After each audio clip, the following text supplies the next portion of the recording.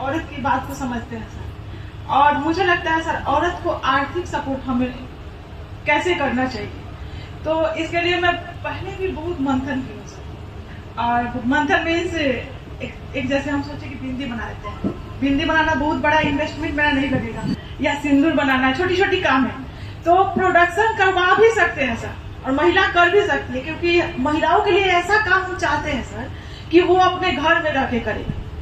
और प्लीज आप लोग बुरा नहीं माने, मतलब जो आर्थिक बिल्कुल निम्न स्तर से रहते हैं उनके घर में क्या होता है ना कि महिलाएं तुरंत बाहर निकल सकती है 2 महीना साल भर के बाद में शादी के बाद, लेकिन जो भी थोड़ा सा पैसे वाले हैं वो लोग अपने औरतों को घर से निकलने नहीं देना चाहते हैं सर। अब इस स्थिति में औरतें अपना दुख तो मायके में कह नहीं सकती है क्योंकि शादी हो गया है, और ससुराल वाले भी ज्यादातर समझते नहीं है, सोचते हैं कि एक तो दहेज लेके नहीं है। बहुत तरह से सर मैं जमीनी असर की बात कर रही हूँ, जो मिडिल क्लास की औरतें हैं ना सर वो बहुत ही मतलब दलदल में फंसते जा रही है, और इस तरह से बहुत सारी औरतें ने सुसाइड भी कर दिया सर।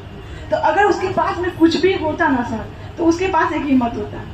और मिडिल क्लास का सबसे बड़ा ड्रॉबैक है कि ये दारू शराब हस्बैंड, जो कि बहुत हद तक बंद हुआ कि क्या हुआ इसका मुझे ज्यादा नॉलेज नहीं है सर। तो प्रोडक्शन भी कराया जा सकता है, जैसे हम लोग के पास थोड़ा बहुत पैसा, मैं जॉब करती हूँ तो मेरे पास है, मैं अपने हिसाब से कर सकती हूँ, लेकिन उसको बनाने के बाद उसका मार्केटिंग कैसे करना इसका मुझे नॉलेज नहीं है।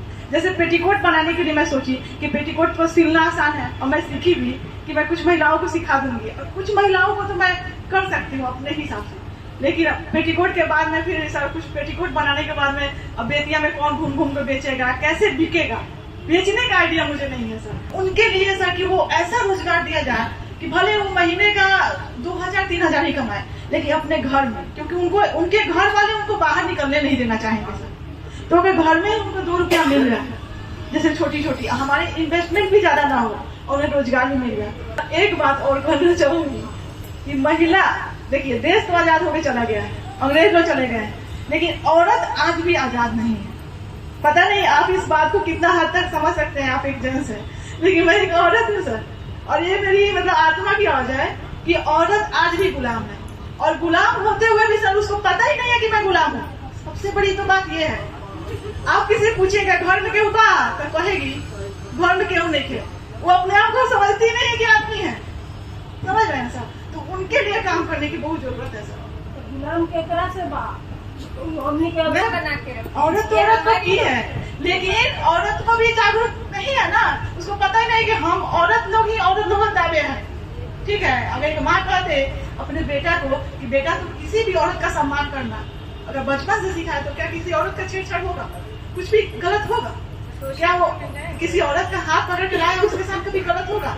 सर औरत के लिए तो कुछ नहीं है सर, और मैं आपके साथ हूँ सर बस। और उसके लिए सर आर्थिक कुछ भी कीजिए कि वो अपने ऊपर उसको लगे कि 2 रुपया मैं कमाई हूँ सर तो मेरा है, मतलब मैं कुछ कर सकती हूँ, उसको पता ही नहीं कुछ कर सकती है सर। सब देश आजाद हो ना हो, ये कुछ भागे ना भागे, औरत को आजादी दिलाइए सर। घर में जब जा रही थी तो बहुत सारी औरतें शर्माती थी, सामने नहीं आती थी। एक हमारे गांव में कसेरा टोला है, आप उधर जब आइएगा सर इस वक्त मैं आपको ले चलूंगी इस गाँव में, तो वहाँ की औरतों की स्थिति ये है कि औरत बिल्कुल पढ़ी लिखी नहीं है, और जो हस्बैंड है वो दिन भर काम करते हैं।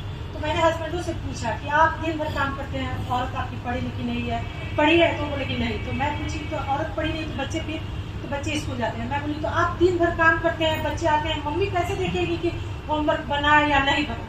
तो मैं चाहूँगी, एक रिक्वेस्ट करूँगी कि औरतों को जोड़ना है आपको, तो मैं 2 जगह काम जरूर करूँगी, एक नीनवलिया है, एक कसेरा टोला। कसेरा टोला के माध्यम पहले वहाँ की औरत बिल्कुल 99% औरत गंवार है, बिल्कुल पढ़ी लिखी नहीं है। वहाँ की औरतों के लिए मैं शिक्षा की व्यवस्था करूंगी ताकि वो पढ़ी लिखी रहेंगी। आज के डेट में अगर सबसे ज्यादा जरूरी है तो शिक्षा है, और वो अपने बच्चे को ही नहीं पढ़ा पाएंगी। क्या बच्चे पढ़ते हैं क्या नहीं पढ़ते हैं।